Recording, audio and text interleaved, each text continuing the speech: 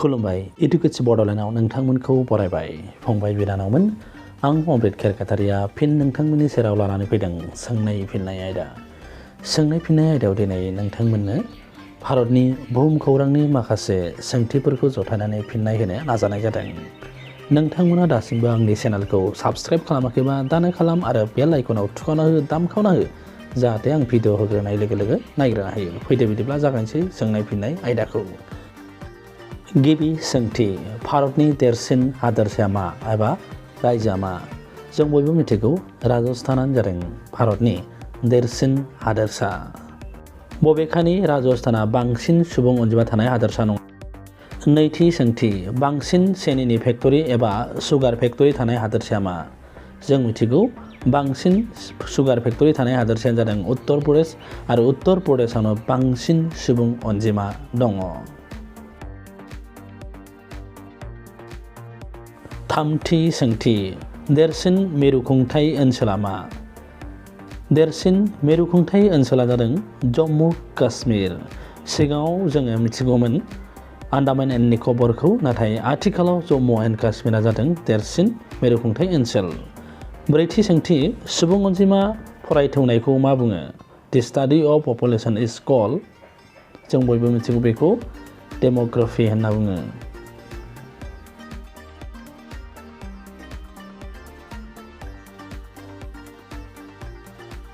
बाथि सोंथि रांखान्थि सोहोर होननानै माखौ मिथिगौ? भारतनि रांखान्थि सोहोर होननानै मुम्बाइ सोहोरखौ मिथिगौ आरो मुम्बाइ सोहोरावनो दङ बलिउडआ।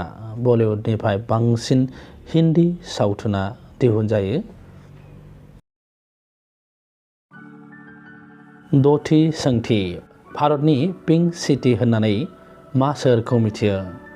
गुलाबी सोहोर बा गुलाबी नोगोर होननानै जों भारतनि जयपुरखौ मिथिगौ आरो जयपुरा जादों राजस्थाननि राजथावनि। स्निथि सोंथि फिसासिन दुइसिन रायजोआ मा? जों मिथिगौ फिसासिन आरो दुइसिन रायजोआनो जादों गवा। गवाया नाथाय ब्रिटिशफोरनि कल'नि नङामोन, बेयो पर्तुगिसफोरनिसो कल'निमोन। दाइनथि सोंथि ताजमहलआ मा रायजोआव दङ? जों मिथिगौ ताजमहलआ आग्रायाव दङ। आग्राया उत्तर प्रदेशनि मोनसे जिल्ला आरो बेहाय ताजमहलआ दङ। गुथि सोंथि बुरलुंबुथुर दैमानि सायाव मोनबेसे दालां दं? बुरलुंबुथुरनि दैमानि सायाव गिबियाव सरायघाट दालाङा दंमोनब्लाबो नाथाय आथिखालाव गासै मोनबा दालां दं। गासै मोनबा दालाङा बुरलुंबुथुर दैमा सायाव दं। जिथि सोंथि बांसिन कस्ट लाइन थानाय हादोरसाया मा? बांसिन कस्ट लाइन थानाय हादोरसाया जादों गुजरात आरो गुजरातआनो जादों आथिखालनि गाहाय मन्त्रि नरेन्द्र मदिनिबो जोनोम जायगा एबा हादोरसा। जिसेथि सोंथि बुरलुंबुथुर दैमा सेराव थानाय देरसिन सोहोरा मा? बुरलुंबुथुर दैमा सेराव थानाय देरसिन सोहोरानो जादों गुवाहाटी। गुवाहाटीयानो जादों बुरलुंबुथुर सेराव थानाय देरसिन सोहोर। जिनैथि सोंथि देरसिन फुटबल फोथारा मा एबा फुटबल स्टेडियामा मा? देरसिन फुटबल स्टेडियामा जादों भारतनि देरसिन फुटबल स्टेडियामा जादों सल्ट लेक स्टेडियाम। बे स्टेडियामा सोनाब बंगआव दं। जिथामथि सोंथि भारतनि गोलावसिन लावसिन दैमाया मा?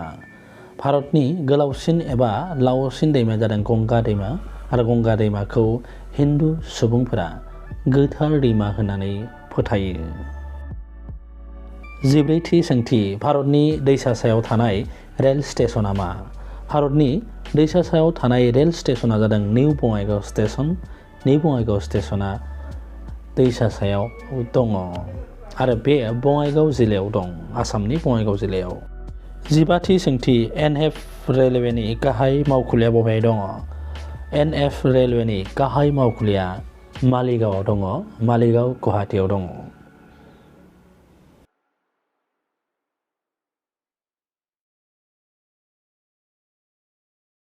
जिद'थि सोंथि भारतनि देरसिन क्रिकेट स्टेडियामा मा? भारतनि देरसिन क्रिकेट स्टेडियामा जादों नरेन्द्र मदि स्टेडियाम आरो बेयो गुजरातनि आहमेदाबाद नोगोराव दङ।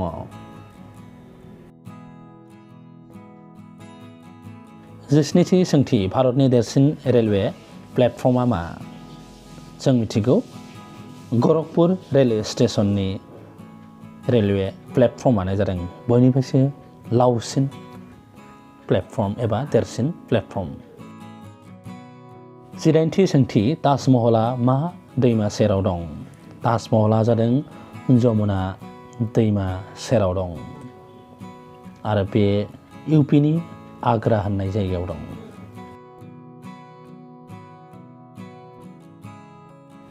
जिगुथि सोंथि केसरनि आबादा मा हादोरसायाव बांसिन खालामो?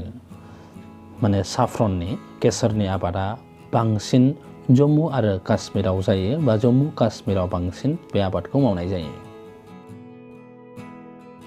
जोबथारनाय सोंथि एबा नैजिथि सोंथि गिबिसिन साहा आबाद मावजेननाय रायजोआ मा?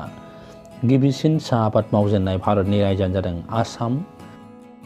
गिबियावनो साहा आबादखौ आसामावनो ब्रिटिशफोरा मावजेननो लादोंमोन। फंबाय बिनानावमोन, दिनैनि सोंनाय फिननाय आयदाया बेखिनियावनो थुंगेबाय। उननि समाव गुबुन गुबुन आयदा लानानै नोंथांमोननि सेराव फैफिनगोन। दिनै बेखिनियावनो सोंनाय फिननाय आयदाखौ दोनथ'बाय। गोजोन्थों।